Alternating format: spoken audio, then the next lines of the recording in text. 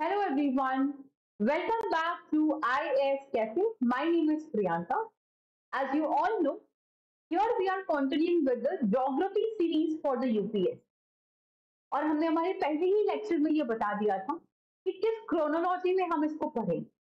Firstly, we will complete the climatology, then the geomorphology, उसके बाद oceanography, फिर हम इंडियन ज्योग्राफी पे आएंगे और लास्ट में ह्यूमन और इकोनॉमिक ज्योग्राफी को कवर करेंगे.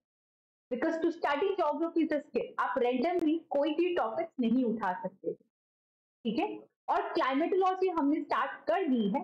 4 लेक्चर्स ऑलरेडी इसके अपलोड हो चुके हैं और जो 4th लेक्चर है it is based on the chapter 9 of your NCERT, that is insolation और टेरेस्ट्रियल रेडिएशन.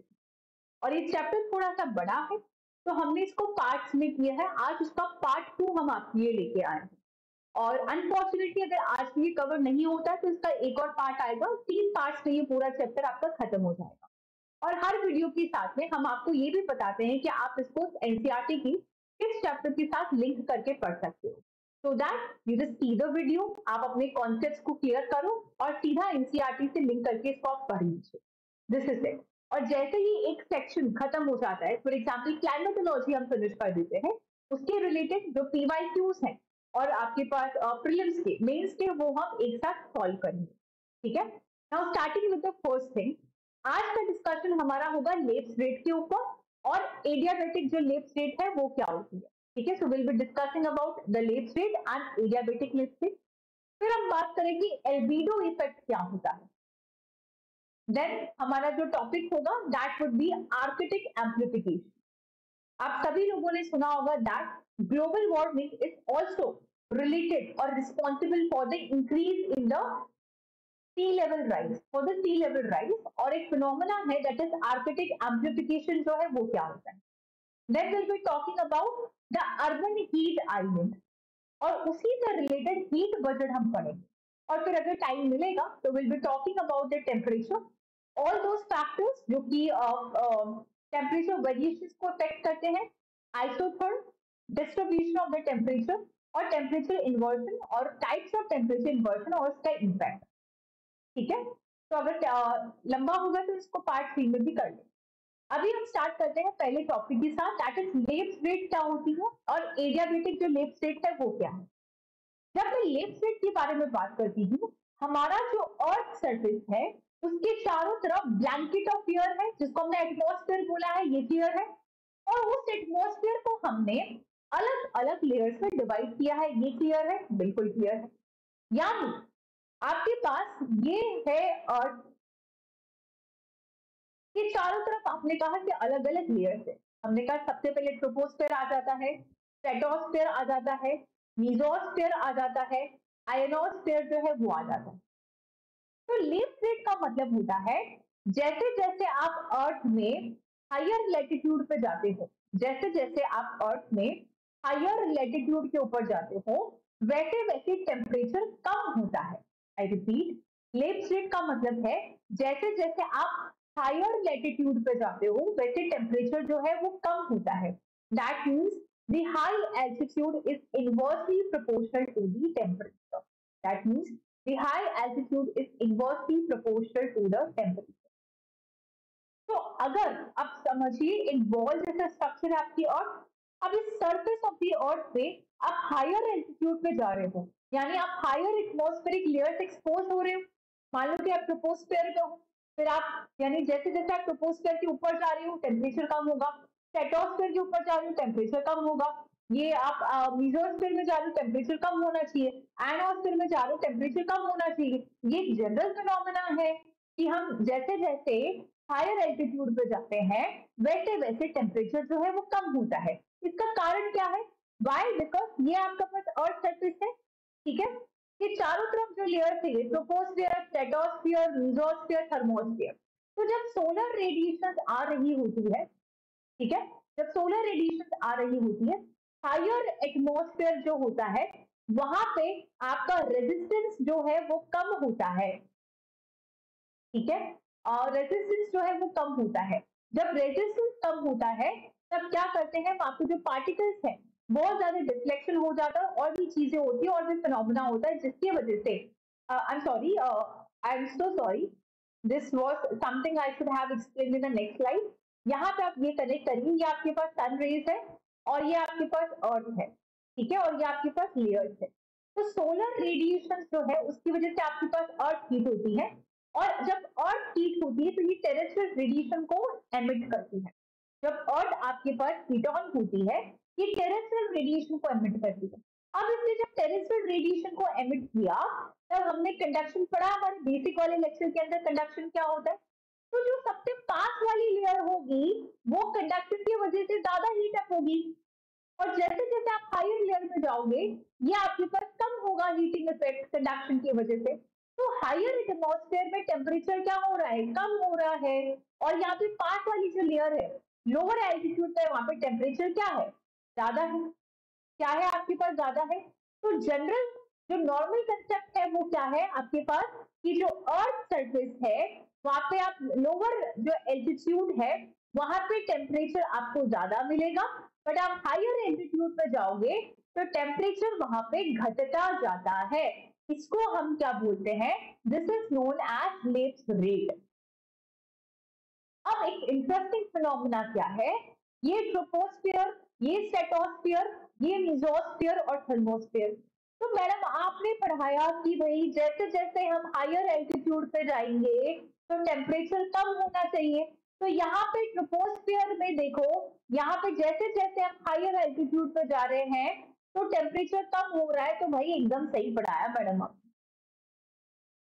बट अब उल्टा हो रहा है मैडम, ये तो क्या हो गया, हम तो स्ट्रेटोस्फीयर में गए और ज्यादा हाइट में गए, तो टेम्परेचर तो कम होना चाहिए ना, यहाँ तो उल्टा हो रहा है, ये तो बढ़ रहा है। ऐसा क्यों। यहाँ क्या है आपके पास, ओजोन लेयर होती है बेटा। यहाँ क्या होती है आपके पास, ओजोन लेयर होती है। ये ओजोन लेयर क्या करती है, सन रेज को बहुत ज्यादा ट्रैप करती है, जिसकी वजह से यहाँ पे हीट ज्यादा हो जाती है, टेम्परेचर कम, सॉरी ज्यादा हो जाता है। तो कायदे से या टेम्परेचर कम होना चाहिए एल्टीट्यूड के साथ, because of the ozone layer यहाँ टेम्परेचर जो है बढ़ जाता है। और आगे मेसोस्फीयर में वही नॉर्मल फिनोमेना की हाइट के साथ टेम्परेचर घट रहा है, घट रहा है, घट रहा है, लेकिन फिर से यहाँ पे अगली लेयर यानी थर्मोस्फीयर में क्या टेम्परेचर बढ़ गया। क्यों बढ़ गया, यहाँ पे भी कायदे से हाइट के साथ टेम्परेचर घटना चाहिए, बट थर्मोस्फीयर में आपके पास आयंस प्रेजेंट होते हैं विच अगेन हीट अप, जो कि टेम्परेचर को बढ़ा देते हैं। तो दिस इज वेरी इंपॉर्टेंट कि एल्टीट्यूड के साथ टेम्परेचर कम होता ही होता है, लेकिन स्ट्रेटोस्फीयर में ये फिनोमेना उल्टा हो जाएगा because of ozone layer. Thermosphere में ये फिनोमेना उल्टा हो जाएगा because of what, because of ions, because of ions. Clear है, ओके। अब एक चीज है यहाँ पे एल्बिडो इफेक्ट, ठीक है, I am so sorry, that is the adiabatic जो लेप स्टेट है आपके पास, ये है आपके पास एडियाबेटिक जो लेप स्टेट। यहाँ पे क्या होता है आपके पास, एक ऐसी सिचुएशन मान लेते हैं हम, जब कोई अर्थ सरफेस के पास में, जब कोई अर्थ सरफेस के पास में कोई एयर कॉलम होता है, ये पूरा एयर कॉलम पहले तो हीट की वजह से राइज अप होता है और फिर ये फॉल हो जाता है, जिसकी वजह से सडन फॉल की वजह से टेम्परेचर में चेंज होता है, तो बोलते हैं adiabatic wave split. Now no one will say कि ये राइज अप कैसे हुआ या फिर ये कूल डाउन होके नीचे कैसे सिंक हुआ। हमने हमारे बेसिक वाले लेक्चर में किया है कि जब एयर की हीटिंग होती है तो राइज अप कैसे होता है, लो टेम्परेचर कैसे बनता है। तो आप पहला लेक्चर देख के बेसिक क्लियर करिए और उसमें आपको ये समझ आ जाए। अब हम आते हैं हमारा एल्बिडो इफेक्ट। या ध्यान से देखो, ये सोलर रेडिएशन है, अर्थ की सरफेस पे आ रही है, अर्थ की सरफेस से वापस रिफ्लेक्ट होती है। ये देखो सोलर रेडिएशन आ रही है, अर्थ की सरफेस से वापस रिफ्लेक्ट होती है। सोलर रेडिएशन आ रही है, अर्थ की सरफेस से वापस रिफ्लेक्ट हो रही है। लेकिन दोनों डायग्राम में सबसे पहले तो एल्बिडो क्या है उसको हम समझते हैं, ठीक है। व्हाट इज एल्बिडो या फिर एल्बिडो इफेक्ट। कोई भी सरफेस, एनी सरफेस, अगर उस पे सोलर रेडिएशन आती है ना, हम क्या समझ रहे हैं, हम समझ रहे हैं एल्बिडो इफेक्ट के बारे में। तो we are understanding about the albedo effect. We are understanding about the solar radiation कि सोलर रेडिएशन जब किसी सरफेस पे आती है, वो सरफेस उस सोलर रेडिएशन को किस हद तक वापस रिफ्लेक्ट करता है, किस अमाउंट में वापस रिफ्लेक्ट करता है, या फिर कितना एब्जॉर्ब कर लेता है, वो होता है उसका एल्बिडो इफेक्ट। यानी वो सरफेस कितना सोलर रेडिएशन रिफ्लेक्ट कर रही है और कितना एब्जॉर्ब कर रही है, ये है उसका एल्बिडो इफेक्ट। ठीक है, वो यहाँ पे क्या हो जाएगा आपके पास, एल्बिडो जो इफेक्ट है वो हो जाएगा। तो हम यहाँ पे क्या बात कर रहे हैं, ये है आपके पास एल्बिडो इफेक्ट, ये है आपके पास एल्बिडो इफेक्ट। एल्बिडो इफेक्ट में हम क्या बोलते हैं, आपके पास various different surfaces, various different surfaces are able to either reflect or absorb the solar radiation.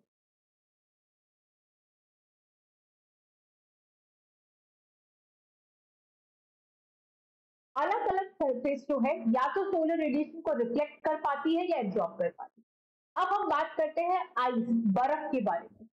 बहुत इंपॉर्टेंट टॉपिक है, कनेक्शन से सारे लिंक होते हुए पढ़ेंगे, तो कोई मिस मत करिएगा। आपके पास आइस है, आइस का रिफ्लेक्शन जो है वो मैक्सिमम होता है, वो मैक्सिमम होता है। यानी जितने भी सरफेसेस की हम बात करते हैं उसमें सबसे ज्यादा सोलर रेडिएशन को रिफ्लेक्ट बैक कौन करता है, आइस करता है। बोले तो अगर एक तरफ आपके पास आइस है, एक तरफ आपके पास क्या है, वाटर सरफेस है, यानी ये आपके पास सी है और ये आपके पास कोई फ्रोजन आइस है, दोनों पे अगर सोलर रेडिएशन आ रही है, आइस जो है बहुत ज्यादा हद तक इसको वापस रिफ्लेक्ट बैक कर देगा एज कंपेयर टू वाटर। यानी आइस का जो एल्बिडो है बहुत ज्यादा होता है, आइस जो है रिफ्लेक्ट बहुत ज्यादा करता है सरफेस। ठीक है, तो यहाँ पे हम क्या बोल सकते हैं, that albedo is a measure of, what we can say that albedo is a measure, right, it is a measure of how much light is, how much light that hits a surface is reflected back, is reflected back without being observed। ठीक है, without being absorbed, यानी albedo क्या हो जाएगा, बिना absorb किए कोई surface कितनी अमाउंट ऑफ सोलर रेडिएशन को वापस रिफ्लेक्ट बैक कर रही है, ये हमारा एल्बिडो हो जाएगा। और हमने फिर क्या बोला कि जो आइस है उसका एल्बिडो मैक्सिमम होता है, because it has a maximum albedo, because ये जो रिफ्लेक्शन है वो सबसे ज्यादा करता है, ये रिफ्लेक्शन सबसे ज्यादा करता है।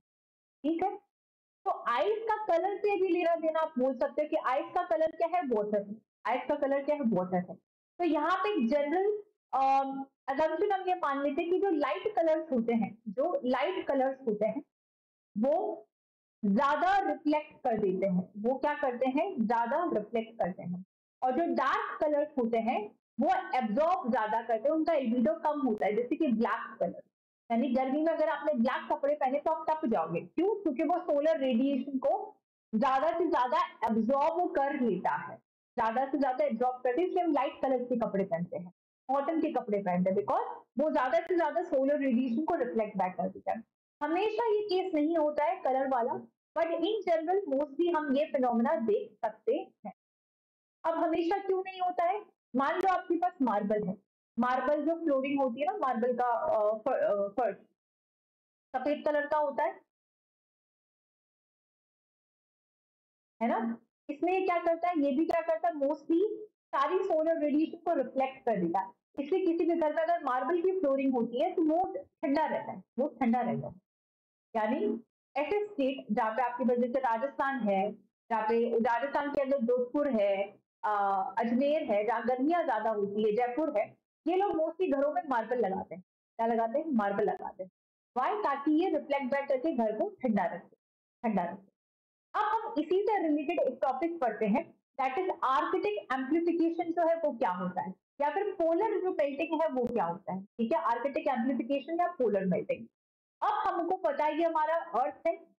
अर्थ में हमारे पास एक नॉर्थ पोल है और एक साउथ पोल। यहाँ पे आपने आर्कटिक ओशन है और नीचे क्या है आपके पास, एंटार्क्टिक है। ये क्या है आपके पास, एंटार्क्टिक। अब इसको बहुत ही प्यारा कंसेप्ट है, ध्यान से सुनेंगे। जो आर्कटिक है, जो आर्कटिक है, यहाँ पे एक फिनोमेना देखने को मिलता है जिसको हम बोलते हैं आर्कटिक एम्प्लीफिकेशन। ठीक है, इसको हम क्या बोलेंगे, ये एक फिनोमेना है जिसको हम बोलेंगे आर्कटिक एम्प्लीफिकेशन। ये क्या करता है, आर्कटिक एम्प्लीफिकेशन। अब इसको कंपैरेटिवली आप यहाँ देखिए, एक तरफ आपके पास आर्कटिक वाला एरिया है और एक तरफ आपके पास है एंटार्क्टिक वाला एरिया। दूसरी तरफ क्या है, एंटार्क्टिक वाला एरिया। अब आप बोलोगे भाई बर्फ तो दोनों तरफ है, मतलब थोड़ी सी जो आइसिंग है, फ्रोजिंग है, वो दोनों तरफ मिलती है, बट आर्कटिक एम्प्लीफिकेशन यहाँ क्यों मिल रहा है आर्कटिक में? वो इसलिए मिल रहा है, आर्कटिक वाला जो एरिया है वहां पे क्या है, आपके पास एक वाटर है जिसके ऊपर आइस की शीट है, यानी वाटर की लेयर है, वाटर बॉडी है जिसके ऊपर आइस की शीट है। लेकिन एंटार्क्टिक वाला जो एरिया है, एंटार्क्टिक वाला जो एरिया है वो एक लैंड मास है और उसके ऊपर जो है फ्रीज हो गया, बर्फ कुछ जो है फ्रीज हो गया है। अब हमने क्या बोला था, जो आइस है वो मैक्सिमम से मैक्सिमम, ज्यादा से ज्यादा जो सोलर रेडिएशन उसको रिफ्लेक्ट बैक कर देता है। तो ये जो आपके पास फ्रोजन शीट है, ये जो आपके पास फ्रोजन आइस की शीट है, यहाँ पे अगर सोलर रेडिएशन आती है, यहाँ पे अगर सोलर रेडिएशन आती है तो इसको ज्यादा रिफ्लेक्ट बैक कर देती है। तो यहाँ पे टेम्परेचर बढ़ ही नहीं पाता कंपेयर टू आर्कटिक ओशन। तो यहाँ टेम्परेचर नहीं बढ़ पा रहा है कंपेयर टू आर्कटिक ओशन, लेकिन यहाँ पे क्या हो रहा है, एल्बिडो कम है, रिफ्लेक्शन कम हो पा रहा है, रिफ्लेक्शन कम हो पा रहा है, यानी यहाँ पे सनरेज का ज्यादा एब्जॉर्प्शन हो पा रहा है। ज्यादा एब्जॉर्प्शन होने की वजह से हीट बढ़ रही है। हीट बढ़ने की वजह से जो ओशन के अंदर के जो बर्फ है वो मेल्ट हो रहे हैं, पिघल रहे हैं, जिसकी वजह से पिघलने की वजह से जो सी का लेवल है, क्वांटिटी ऑफ वाटर है वो बढ़ रहा है, सी लेवल राइज हो रहा है। तो एक विशुअल साइकिल, अगर सी लेवल राइज होगा, ठीक है, तो यहाँ पे वापस क्या होगा कि वो एल्बिडो क्या करेगा, उसको एब्जॉर्ब करेगा, एब्जॉर्ब करेगा तो वापस फिनोमेना होगा। यहाँ पे क्या होगा, आर्कटिक एम्प्लीफिकेशन। आई रिपीट, यहाँ पे क्या होता है, आर्कटिक एम्प्लीफिकेशन जो होता है, ये एक प्रोसेस है, आर्कटिक एम्प्लीफिकेशन। यहाँ पे हीटिंग जो है डबल हो जाती है, दैट इज हीटिंग जो है एम्पलीफाई हो जाती है, डबल हो जाती है, हीटिंग जो है डबल हो जाती है। कैसे? एक तरफ आप ध्यान से सुनो, ये क्या, आर्कटिक ओशन, यहाँ पे वाटर बॉडी है, उसके ऊपर आपके पास आइसेस है, वाटर बॉडी है जिसमें आपके पास आइस है, ठीक है, वाटर बॉडी है, आइस है। आइस से ज्यादा यहाँ पे वाटर बॉडीज आपको मिलेगी, लेकिन एंटार्क्टिक में आपको क्या है, आइस की क्वांटिटी ज्यादा है, आइस की क्वांटिटी ज्यादा है। तो इसकी वजह से क्या होता है, आइस का हमने क्या पढ़ा था, एल्बिडो ज्यादा होता है। एल्बिडो ज्यादा होता है तो यानी ये सोलर रेडिएशन को रिफ्लेक्ट कर देता है, रिफ्लेक्ट करता है, तो यहाँ पे हीटिंग जो है वो कम होती है, हीटिंग कम होती है तो बर्फ पिघल नहीं पाता। लेकिन आर्कटिक जो है, यहाँ पे एल्बिडो जो है वो क्या होता है, कम देखने को मिलता है, यानी जो सोलर रेडिएशन है उसका जो एब्जॉर्प्शन है वो आप ज्यादा देखोगे, इसका जो एब्जॉर्प्शन है वो आप ज्यादा देखोगे। जब आप एब्जॉर्प्शन ज्यादा देखोगे, वो है आपके पास हीटिंग ज्यादा करेगा, हीटिंग ज्यादा करेगा तो जो आपके पास आइस है वो क्या होगी, मेल्ट होगी। आइस मेल्ट होगी तो वाटर जो है उसकी क्वांटिटी बढ़ेगी, जिसको हम बोलते हैं सी लेवल राइज। ठीक है, इसको हम क्या बोलते हैं, सी लेवल राइज। अब जब वाटर की क्वांटिटी बढ़ेगी तो वाटर क्या करेगा, फिर से सोलर रेडिएशन को एब्जॉर्ब करेगा, जिसको हम बोलते हैं एल्बिडो, और ये पूरी साइकिल जो है वो रिपीट हो जाए। तो ये जो फिनोमेना, इसको हम आर्कटिक एम्प्लीफिकेशन बोलते हैं। देखो यहाँ पे बर्फ जो है वो पिघल रही है, द मेल्टिंग ऑफ आइस, जिसको हम बोलते हैं सी लेवल राइज। अब इसी से रिलेटेड आपके पास एक अर्बन हीट आइलैंड है, अर्बन हीट आइलैंड है। इसका मतलब क्या होता है अर्बन हीट आइलैंड में, देखो हमने पहले पिछले लेक्चर में हमने बात करी, ये है आपके पास सोलर रेडिएशन। क्या है ये आपके पास, सोलर रेडिएशन। और यहाँ पे अर्थ जो है वो हीट हो रही है, और this is the solar radiation आ रहा है, जिसकी वजह से हमारी अर्थ हीट ऑन हो रही है। और हीट होती है तब अर्थ के पास भी टेंडेंसी होती है कि ये भी एमिट करती है बाहर, जिसको हम बोलते हैं टेरेस्ट्रियल रेडिएशन। ये क्या है आपके पास यहाँ पे, टेरेस्ट्रियल रेडिएशन। क्या है, टेरेस्ट्रियल रेडिएशन। तो ये जितनी अमाउंट ऑफ सोलर रेडिएशन आ रही है और जितनी अमाउंट ऑफ टेरेस्ट्रियल रेडिएशन बाहर जा रही है, इसमें एक बैलेंस होता है, एक ऐसा टेम्परेचर क्रिएट कर देता है जो कि और फिर लिविंग ऑर्गेनिज्म की सर्वाइवल के लिए इंपॉर्टेंट होता है। अगर कम भी हुआ, एकदम ठंडा टेम्परेचर हो गया तो हम जिंदा नहीं रह पाएंगे, एकदम गर्म हो गया तो भी हम जिंदा नहीं पाएंगे। लेकिन अर्बन हीट आइलैंड का मतलब होता है अर्बन सिटीज में इंफ्रास्ट्रक्चर की वजह से जो ग्रीनरी कट रही है, फॉरेस्ट कट रहे हैं, बहुत सारी रीजन है, एंथ्रोपोजेनिक फैक्टर्स है, जिसकी वजह से ये जो टेरेस्ट्रियल रेडिएशन की वजह से जो हीट है जितनी होनी चाहिए उससे ज्यादा हो रही है, बढ़ रही है, because of the global warming. Global warming, तो यहाँ पे टेम्परेचर जो है कंपैरेटिवली और ज्यादा बढ़ते हैं, इसको हम बोलते हैं अर्बन हीट आइलैंड का कंसेप्ट। अब उसी से रिलेटेड आपके पास एक है that is heat budget. Heat budget में भी वही होता है जो अभी अभी हमने यहाँ पे डिस्कस किया, that is the amount of the solar radiation जो कि आ रही है और जो टेरेस्ट्रियल रेडिएशन बाहर जा रही है, इसमें एक बैलेंस होना है। So this is the balance which is the urban heat island and heat budget. अब है आपके पास टेम्परेचर और जो factors which are affecting the temperature. इसमें पहला फैक्टर से खैर हम ये पार्ट 3 में करेंगे, बिकॉज छोटे छोटे जो लेक्चर्स है they are more work, because आपको रिविजन करने में आसानी होगी। ये हो जाएगा आपके पास latitude, altitude, distance from the sea, prevailing winds, ocean currents, cloud cover, nature of slope and nature of surface of the land. और यहाँ से हम कंटिन्यू करेंगे हमारे आगे आने वाले पार्ट में, that is part 3 of this video. So this is it for today. Thank you so much. If you're liking our video, अगर आपको मेरा ज्योग्राफी पढ़ाया हुआ समझ आ रहा है तो प्लीज आप हमारी चैनल को सब्सक्राइब करें आई एस कैफे और लाइक और शेयर करें। Thank you so much.